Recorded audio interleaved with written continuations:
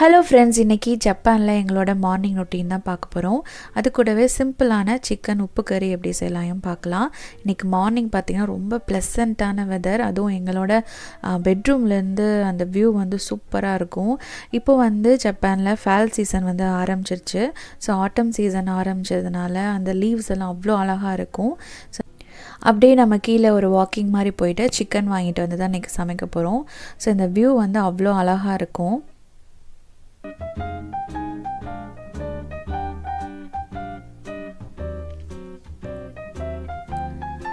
Japan பொறுத்தளவு எல்லா சீசனுமே ரொம்ப சூப்பராக இருக்கும். நாங்கள் சிங்கப்பூரில் இருந்த வரைக்கும் இந்த சீசன்ஸ்லாம் அங்கே பெருசாக கிடையாது. அங்கே வந்து ஒன்று வெயில் இல்லைன்னா மழை, அது மட்டும்தான் இருக்கும். ஸோ ஆனால் இங்கே ஜப்பான் வந்து அதுக்கு அப்படியே ஆப்போசிட்ஸ். மற்ற நிறைய அந்த பக்கம் யூகே கனடாலலாம் இருக்கும். ஸோ ஃபஸ்ட் டைம் எங்களுக்கு வந்து இந்த 4 சீசனும் பார்க்குறது அவ்வளோ ரொம்ப பிடிச்சிருந்தது. இந்த ஒவ்வொரு சீசனுக்கும் பார்த்திங்கன்னா இங்கே வந்து ரொம்பவே ஃபேமஸ். அதுக்கு இங்கே ஜப்பானில் இருக்கிற பிளேசஸும் ரொம்ப ஃபேமஸ்.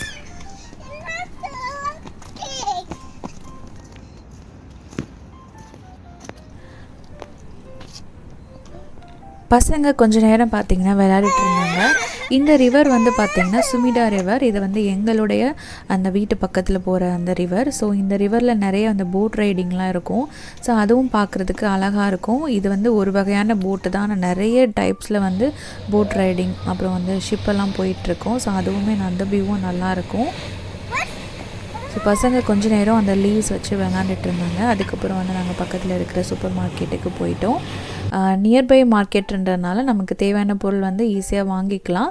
ஸ்டார்டிங்கில் கொஞ்சம் கஷ்டமாக இருந்தது. ஏன்னா எல்லாமே வந்து ஜாப்பனீஸில் தான் இருந்ததுனால நமக்கு வந்து என்ன பொருள், ஒரு சுகர் எது, ஒரு உப்பு எது அப்படின்றது நம்ம கண்டுபிடிக்க முடியாது.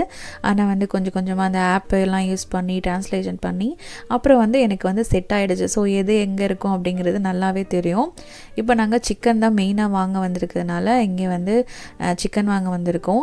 ஸோ இங்கே வந்து நான் ரொம்ப பெருசாக மிக்ஸ் பண்ணுறது பார்த்திங்கன்னா சிக்கனில் வந்து எனக்கு போன் பீசஸ் தான் ரொம்ப பிடிக்கும். ஸோ வந்து ஆனால் இங்கே வந்து பார்த்திங்கன்னா அந்த போன் பீசஸ் வச்சுருக்க மாட்டாங்க. ஒன்லி வந்து விங்ஸு, அந்த விங்ஸ் மட்டும்தான் இருக்கும். மற்றபடியான போன்ஸ் வந்து இருக்காது. அதனால் எல்லாமே அவங்க பீஸ் வரிசாக வந்து கட் பண்ணி வச்சுருப்பாங்க. ஸோ அதனால் அந்த போன் பீஸ் மட்டும் கிடைக்காது. அதே போல் அந்த நம்ம ஃபுல் சிக்கனும் வாங்குறது வேறு சில மார்க்கெட்டில் தான் கிடைக்கும். ஆனால் இந்த மார்க்கெட்டில் வந்து அந்த ஃபுல் சிக்கன் வந்து கிடைக்காது. ஸோ நாங்கள் வந்து எங்களுக்கு மட்டும்ன்றதுனால நாங்கள் கொஞ்சமாக வாங்கிட்டு வீட்டுக்கு வந்துட்டோம்.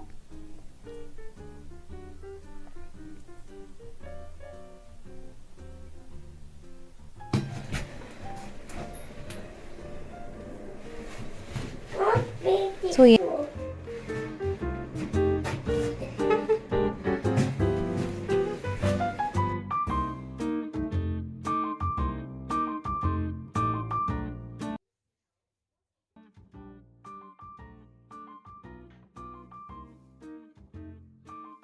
எனக்கு வந்து இன்னொரு பிரச்சனையும் இருக்குது.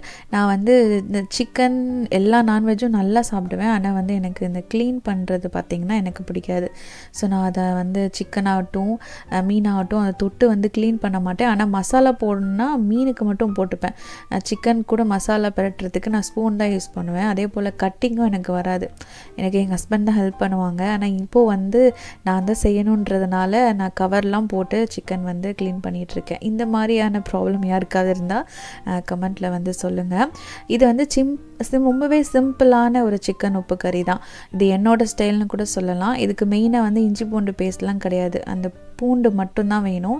நான் ஒரு முழு பூண்டு அந்த வந்து ஒரு 6-7 பல் இருக்கும். ஸோ அதை வந்து நல்லா பொடியாக வந்து பொடிச்சு எடுத்துக்கலாம். ஆனால் இது வந்து தட்டி எடுத்தால் இன்னும் டேஸ்ட்டாக இருக்கும். ஆனால் என்கிட்ட அந்த கல் இல்லைன்னா நான் தட்டி எடுக்கலை.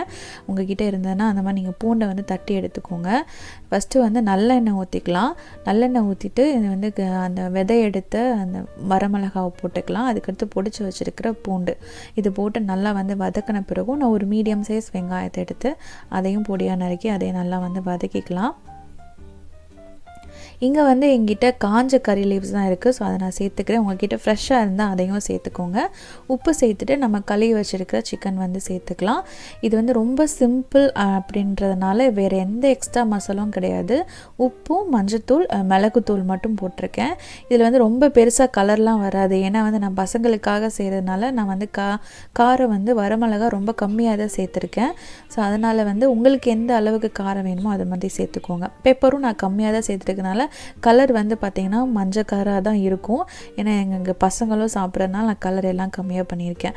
இதில் வந்து தண்ணியே ஊற்றாமல் நல்லா வந்து எண்ணெயிலே நல்லா ட்ரை பண்ணிவிட்டு அது வந்து சாதத்து கூட போட்டும் பிரட்டியும் சாப்பிட்லாம், ரச சாதம் வச்சும் சாப்பிட்லாம். ரொம்ப சூப்பராக இருக்கும். இந்த வீடியோ வந்து இதோட நான் முடிச்சுக்கிறேன். இந்த வீடியோ உங்களுக்கு பிடிச்சிருந்தா சேனலை மறக்காமல் சப்ஸ்கிரைப் பண்ணிக்கோங்க. நிறைய பேர் சப்ஸ்கிரைப் பண்ணாமல் பார்த்துட்ருக்கீங்க. ப்ளீஸ் சப்ஸ்கிரைப் பண்ணிக்கோங்க, லைக் பண்ணிக்கோங்க.